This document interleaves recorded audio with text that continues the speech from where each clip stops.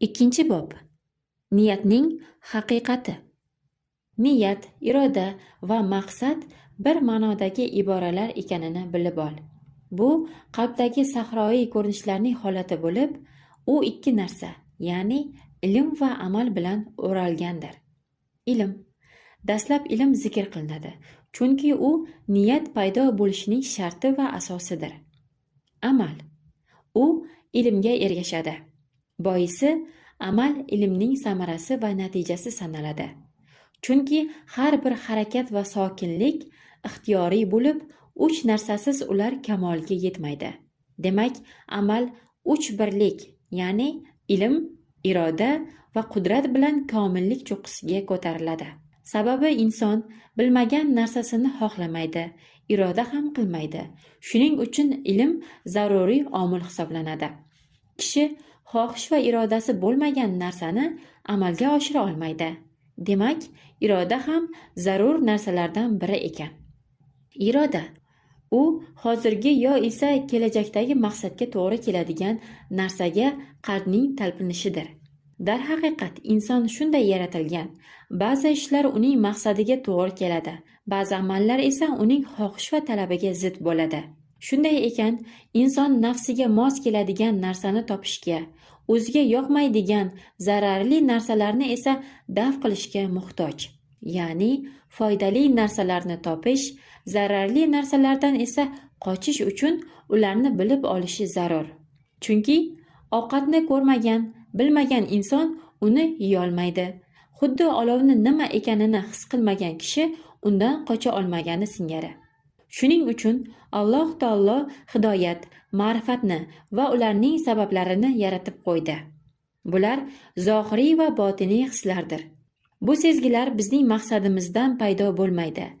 Inson zotiga biror taom ko'rsatilsa, bu ovqat uning nafsiga munosib bo'lsa, shuning o'zi taomni yeyishga yetarli emas, balki uni tanovul qilishga moyillik, rag'bat, ishtaha bo'lishi ham kerak. Shu sababli ham kasal odam ovqatni ko'rib, uni o'zi uchun foydali ekanini bilsa ham, uni yeyishga majburlaydigan rag'bati, xohishi yo'qligi tufayli ovqatni iste'mol qila olmaydi. Shu sababli Alloh taolo insonda rag'bat, xohish, iroda, maylni yaratgan. Bu o'rinda iroda deya insonning nafsida taomga nisbatan intilish va talpinishni nazarda tutyapman. Lekin buni o'zi ham taomni yeyish uchun yetarli sabab bo'la olmaydi. Qanchadan qancha insonlar bo'lib, ular tuzalmas kasalligi bois taomni ko'rib, uni yeyishga rag'bat sezadilar. Biroq surunkali kasalliklari tufayli taomni yeyishdan ojizdirlar. Shu sababli taomni iste'mol qilishga imkon bo'lishi uchun insonda a'zolar va ularni harakatlantirishga qudrat yaratilgan. Chunki a'zolar faqat qudrat bilan harakatga keladi. Qudrat esa rag'bat va intilishga muhtoj. Yo'qsa, qudrat yuzaga kelmaydi. Rag'bat esa nafs xohlayotgan narsaning o'ziga munosibligini tasdiqlovchi bilim va ma'rifatga, gumonga yoki gumonni quvvatlovchi ishonchga ehtiyoj sezadi. Agar o'sha narsa zaruriy va qilinishi lozim bo'lgan amal ekaniga ma'rifat, ya'ni bilim aniq shakllansa, undan uzoqlashtiruvchi, bunga intilishdan chetga suruvchi boshqa sabablar kelmaydi. Shu o'rinda iroda yuzaga chiqib mayl hosil bo'ladi. Iroda paydo bo'lgandan keyin a'zolarni harakatlantirishga qudrat yuzaga keladi. Demak, qudrat irodaga xizmat qilar. Iroda esa ishonch va ma'rifat hukmiga ergashar ekan. Demak, niyat maqsadga hozirda yoki kelajakda muvofiq keladigan narsaga xohish, istak, rag'bat bilan nafsning labbay deyishi va iroda qilishidek o'rtacha sifatdan iborat ekan. Insonni harakatga keltiruvchi birlamchi narsa bu aniq maqsad, sabab, istak, ya'ni niyat qilingan maqsaddir. Talpinish esa maqsad va niyat qilish. Irodaga bo'ysunib a'zolarni harakatlantirishga qudratning yuzaga kelishi bu amaldir. Lekin amalni qilishga qudratning paydo bo'lishi goh shu ishni bajarishga turtki bo'ladigan yagona sabab bilan yuzaga kelsa, ba'zan bir ishni qilishga ikki istak turtki bo'ladi. Agar qudrat ikki istak sababli paydo bo'lsa, har bir istak uzoq muddatga qudratni yuzaga keltira oladigan darajada kuchli sabab bo'lishi ham mumkin. Gohida esa har ikkala sabab ham shu darajada kuchsiz bo'ladiki, faqat birlashgandagina qudrat hosil qila oladi. Ba'zida bir sababning o'zi boshqa omilsiz ham yetarli bo'ladi, lekin boshqa sabab unga yordamchi qudratni paydo qiladi. Shunda 4 qism keladi. Har bir qismning nomi va misolini keltirib o'tamiz. Birinchisi, yagona sabab. Bunga misol tasavvur qiling. Bir kishiga vahshiy sher hujum qilsa, u har safar sherni ko'rganda o'rnidan turadi. U kishida sherga bo'lgan qo'rquvdan boshqa bezovtalik bo'lmaydi. Chunki u sherni ko'rdi, uning zarar beruvchiligini bildi, nafsi undan qochishga urinadi va u kishida qochishga bo'lgan sabab yuzaga keladi. Bu sabab natijasida qudrat ishga tushdi. Bu holatni sherdan qochish niyati deb atasa bo'ladi. Chunki niyat sherdan boshqa narsadan qochishga qaratilmagan, balki qasd, faqat sherdan qochib qutulish. Mana shu qasd, xolis niyat, shu xolis niyatda bajarilgan amal va unga olib boruvchi maqsad esa ixlos deyiladi. Ya'ni bu boshqa narsa qo'shilmagan, aralashmagan, toza niyat degan ma'noni ifodalaydi. Ikkinchisi, bir amalda ikki omil bo'lib, ularning har biri alohida qudrat paydo qila oladigan mustaqil sabablardir. Bu holda his qilinadigan narsaga misol keltiramiz. Masalan, ikki odam bir kishining yolg'iz o'zi ham ko'tara oladigan narsani birgalikda ko'tarishi.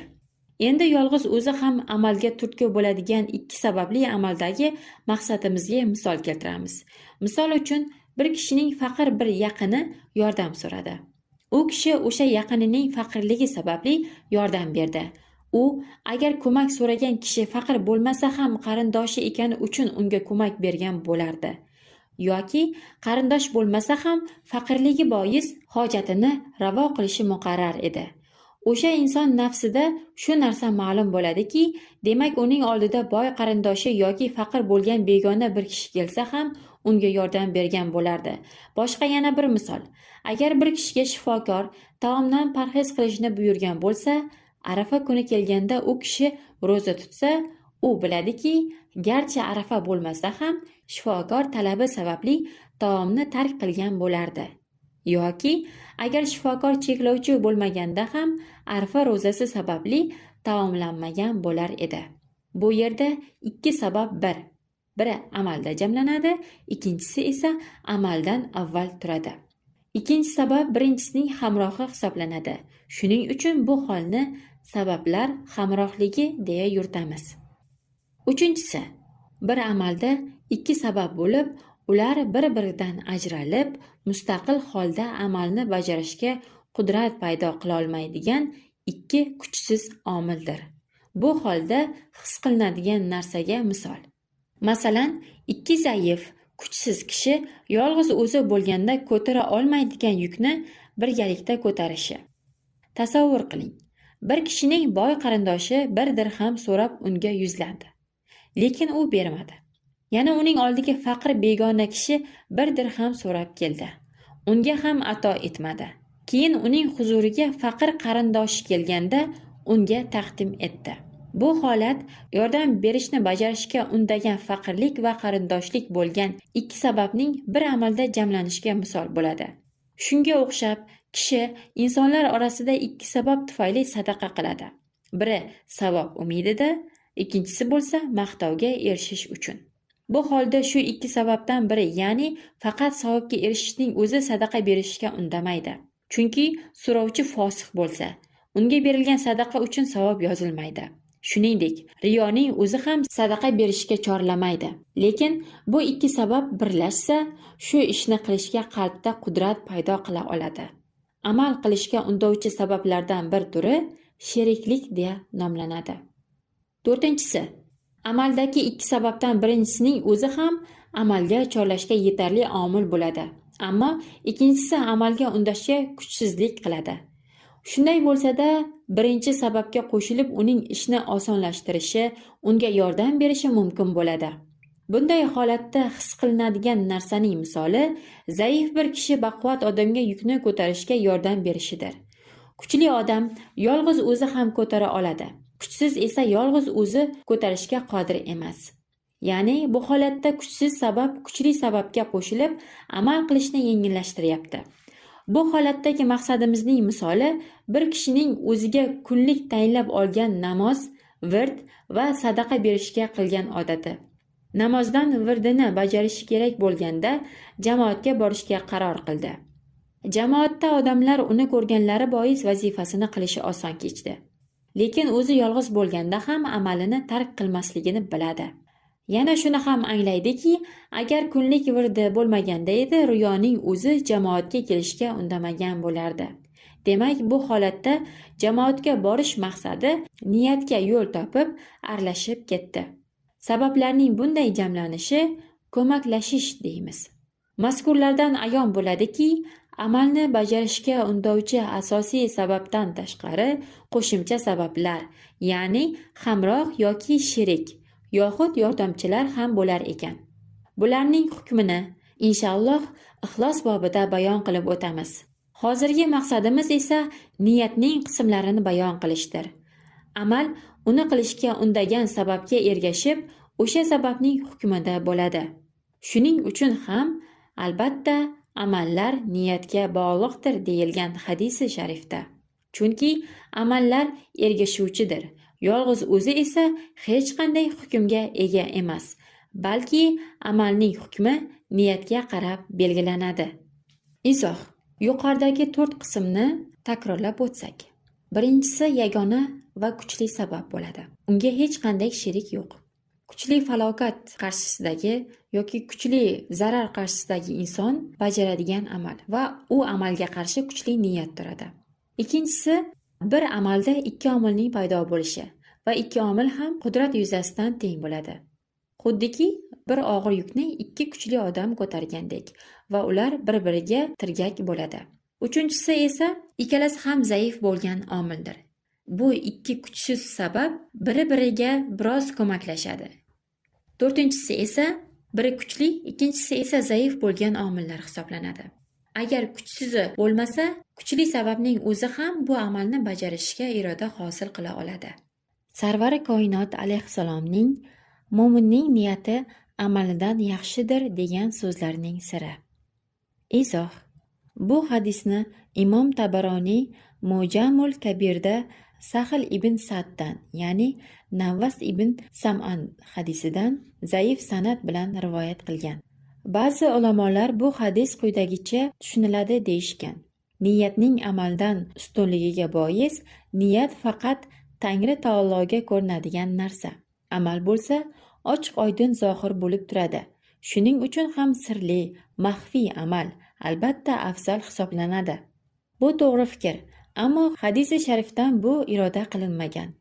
Negaki, shu tushuncha e'tibori bilan baholasak, unda bir kishining Haq taoloni zikr qilishni niyat etishi yoki musulmonlarga foydali biror narsani fikrlashni qasd qilishi shu ishlarni amalga oshirishdan afzal bo'lib qolardi. Yana ba'zilar bu hadis borasida to'xtalib, niyatlar to amalga oshmaguncha davom etadi. Amallar esa bardavom emas. Demak, amal niyatdan zaifroq deyishadi. Bundan ko'p amal kamidan yaxshi degan xulosa paydo bo'ladi. Ko'p amal kamidan yaxshi. Lekin bu to'g'ri fikr emas. Negaki, namoz o'qish niyati namoz boshlangunga qadar davom etadi xolos. Namoz esa niyatdan uzoqroq davom etadi. Hadisi sharifning umumiy ma'nosidan insonning amali niyatidan afzal ekani kelib chiqadi. Bu hadisning ma'nosini quyidagicha ham izohlashadi. Hadisda amalsiz niyat, niyatsiz amaldan yaxshiligi nazarda tutilmoqda. Ya'ni amalsiz niyat, niyatsiz amaldan yaxshi. Bu fikr ham haqiqatga yaqin bo'lsa-da, biroq bu hadisda iroda qilingan ma'nodan ancha yiroq. Sababi niyatsiz yoki g'aflat bilan qilingan amalda xayr bo'lmaydi. Niyatga kelsak, u amalsiz bo'lsa ham yaxshilikdan boshqa narsa emas. Bu hadisdagi niyatning amaldan ustun qo'yilganligiga bois niyat va amalning asl yaxshilikda mushtarak ekanidir. Bu fikrning hadisdagi mazmuni har bir toat niyat va amal bilan muntazam bo'lishidir. Aslida niyat ham, amal ham yaxshiliklar jumlasiga kiradi. Shunday bo'lsa-da, toat sifatida niyat amaldan avlodir. Aytmoqchi bo'lganim, niyat ham, amal ham maqsadga o'z ta'sirini ko'rsatmay qo'ymaydi. Ana shunda niyatning maqsadga ta'siri amaldan ko'proq ekani ma'lum bo'ladi. Ya'ni mo'minning toatlaridagi niyati toatlari sirasiga kiruvchi amaldan yaxshiroqdir. Bandaning niyatda ham, amalda ham bittadan ixtiyori bo'ladi. Demak, niyat va amal alohida ikki narsa. Niyat ikkisidan afzalroq hisoblanadi. Hadisning umumiy mazmuni shundan iborat. Niyatning amaldan afzalligi faqatgina dinning maqsadini, murodga yetishish yo'lini tushunib yetgan, shuningdek, din maqsadlarini anglashga olib boradigan yo'lni o'rganish darajasiga yetgan va bu yo'lda ayrim ma'lumotlarni qiyoslab, maqsadga to'g'ri kelishda afzalrog'ini ko'ra olgan kishigina tushuna oladi. Masalan, bir odam non mevadan yaxshi desa, bu bilan quvvat hosil qilish va oziqlanishni nazarda tutgan bo'ladi. Oziqlanishdan murod esa bitta, u ham bo'lsa salomatlik va tiriklikdir. Tushunib yetgan odamgina bu fikrni anglaydi. Yana buni anglash uchun yeguliklar turfa ta'siriga ega ekanligini bilish, shu bilan birga har bir ozuqaning ta'sirini boshqasi bilan qiyoslab ko'rishi kerak bo'ladi. Xuddi shunday, toatlar ham qalb ozuqasi hisoblanadi. Toat ozuqasidan murod qalbning shifo topishi, oxiratda omonlikda boqiy qolib, saodatga va Haq taoloni ko'rish ne'matiga yetishishdir. Demak, maqsad faqat bitta. Alloh taoloni ko'rish, saodat va lazzatiga yetishish. Tangri taoloni ko'rish ne'matiga esa faqat u zotni sevib, vafot qilgan kishigina yetishishi mumkin. Allohni sevish esa uni tanigan kishigagina nasib etishi ma'lum. Uni tanish, ungagina ulfat bo'lishga esa uning zikrida bardavom bo'lgan kishigina erishishi mumkin. Allohni tanish, davomiy tafakkur, nafsni taftish va nazorat qilish bilan birga hosil bo'ladi. Ma'rifat esa o'z-o'zidan muhabbatni jalb qiladi. Demak, Allohni tanish, davomiy tafakkur qilish va nafsni nazorat va taftish qilishdan hosil bo'lar ekan. Ma'rifat esa muhabbatni chaqiradi. Qalb dunyo bilan mashg'ul bo'lishdan xalos bo'lmaguncha davomiy zikr va tafakkur, nafs muroqabasi uchun forig' bo'la olmaydi. Dunyo bilan mashg'ul bo'lishdan qutulish uchun esa dunyoga bo'lgan muhabbatdan xalos bo'lib, uning lazzatlariga bo'lgan xohishlarni kesish darkor. Toki faqat yaxshilikni istab, ezgulikka intilib, yomonlikdan nafratlanib, qabohatdan uzoqlashsin. Dunyoga mashg'ullikdan xalos bo'lsin. Dunyoga mashg'ullikdan xalos bo'lmoqni istagan kishi oxirati toat va yaxshi ishlarga bog'liq ekanini bilsa, toatga va yaxshiliklar qilishga intiladi. Xuddi aqlli odam jisman salomat bo'lishi uchun qon oldirishi kerakligini bilib, shunga intilgani singari. Intilishning asl ildizi ma'rifatdan hosil bo'lsa, endi shu mayldan kelib chiqadigan va davomiy sodir etilgan amal bilan mayl quvvatlanib boradi. Chunki qalbdagi sifatlar va u sifatlarning amal qilishga bo'lgan irodasi ta'sirida davom etish toki o'sha sifatlar zohir bo'lib quvvatlanguncha qalbdagi sifatlarga ozuqa va quvvat vazifasini o'taydi. Masalan, ilm talab qilish yoki boshliq bo'lishga ishtiyoqmand kishida dastlab intilish zaif bo'ladi. Agar u o'z xohishiga ergashsa, harakat qilsa, ilm bilan mashg'ul bo'lsa, o'zidan boshqaruvchanlikni va bunga talab etiladigan ishlarni tarbiyalasa, intilishi chandon kuchayib, mustahkamlanib boradi. Natijada unga yetishishi osonlashadi. Agar intilishga zid harakat qilsa, ishtiyoqi susayib ketadi. To'xtab, yo'q bo'lib ketishi ham hech gap emas. Yana bir misol. Agar bir odam go'zal bir orazni ko'rsa, dastlab qaraganda u go'zal yuzga moyillik zaif bo'ladi. Biroq xohishiga ergashib, intilishda bardavom bo'lsa va o'sha go'zal yuzga qarashda, u bilan hamsuhbat bo'lib, hamrohlikda o'tirishda davom etaversa, uning xohishi kuchayib boradi. Hattoki o'z ixtiyoridan chiqib ketadi. Natijada u go'zal yuzdan ajrashga qodir bo'la olmay qoladi. Biroq dastlab nafsini shu istakdan tiyib, intilishiga qarshi harakat qilganda edi, o'sha ilinjni chandon kuchayib borishini qirqib tashlagan bo'lar edi. Ya'ni istagi sari harakatlanmay intilishni ozuqalantirishdan to'xtagan bo'lardi. Bu o'sha intilishdan qattiq qaytarish, to'xtatish va uni ketkazish bilan bo'lardi, toki mayli susayib, so'nib yo'q bo'lib ketsin.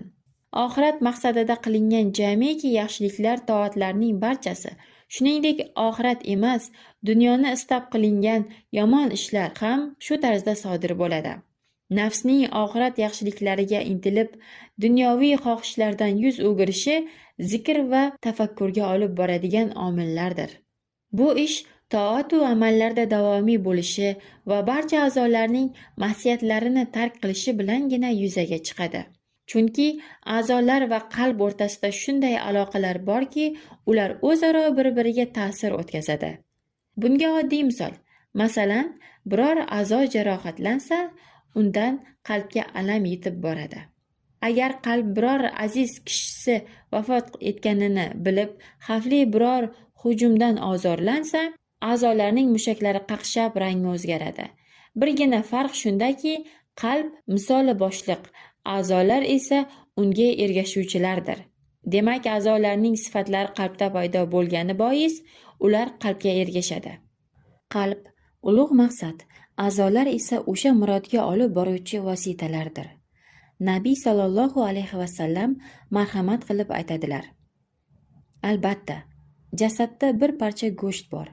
Agar u solih, ya'ni sog'lom, to'g'ri bo'lsa, butun jasad isloh bo'ladi.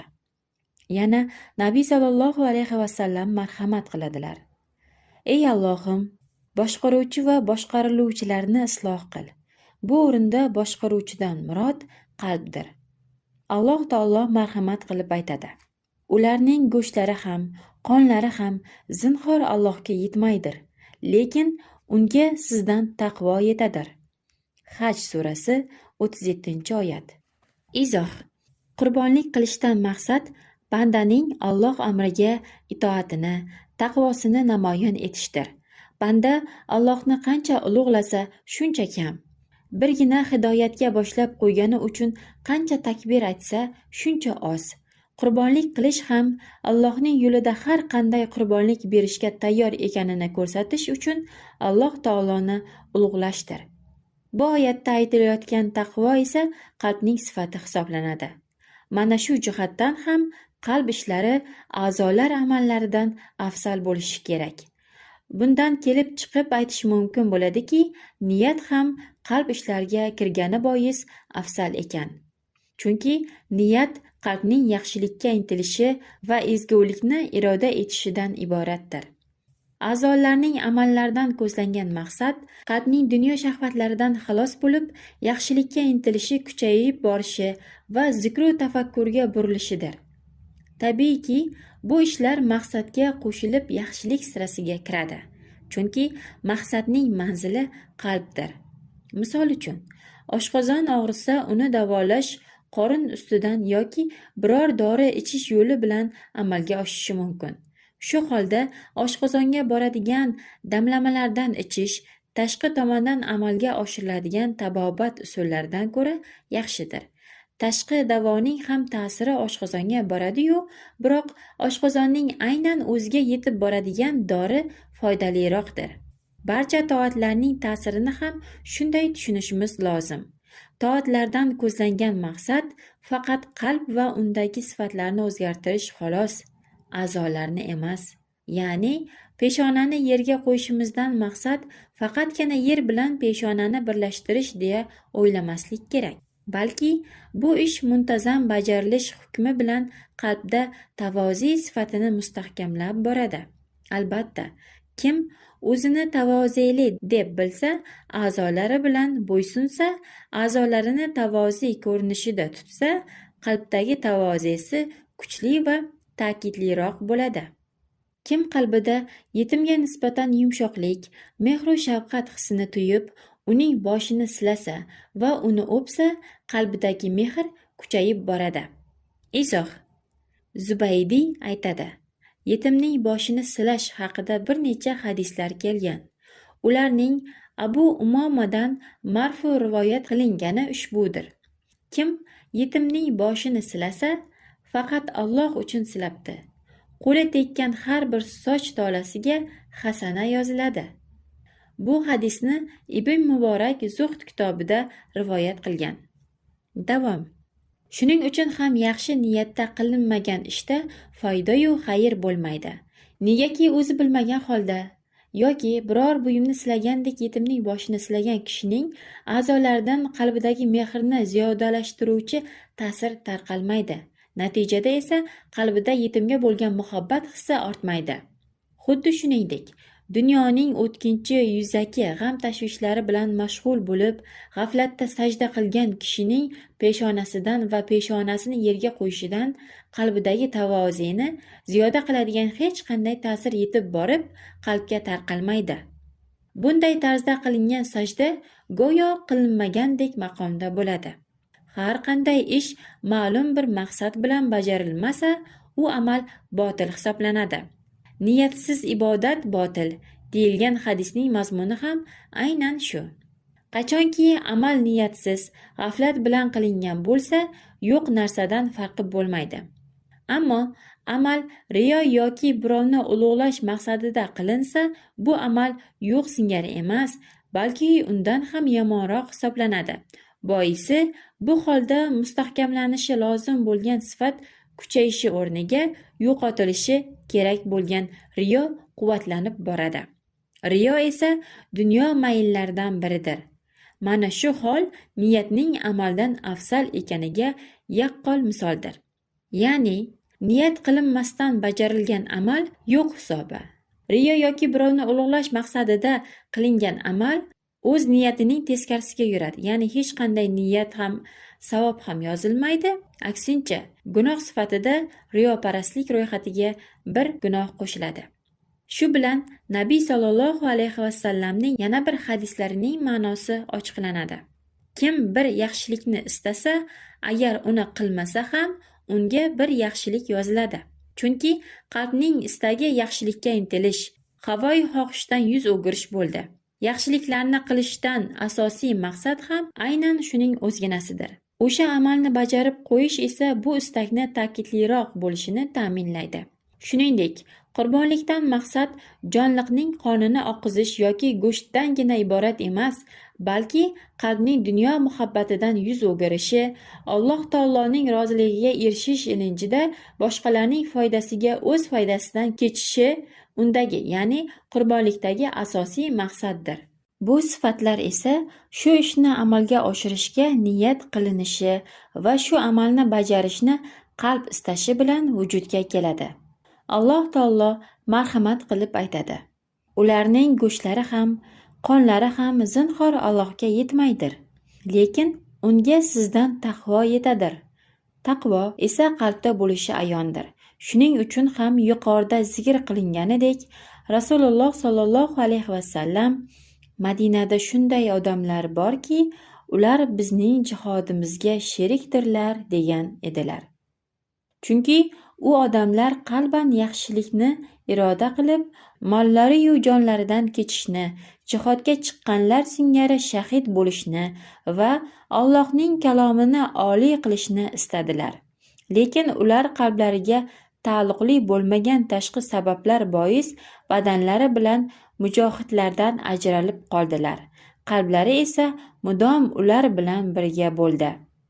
Asosiy maqsad qalbda shunday sifatlar paydo bo'lishi, jisman zohir bo'lishi emas. Shu tarzda biz yuqorida niyatning afzalligi borasida zikr qilgan barcha hadislarning ma'nolarini anglab yetasiz. U hadislarning sirlari sizga ochilishi uchun takror ularni sinchkovlik bilan o'qib chiqing.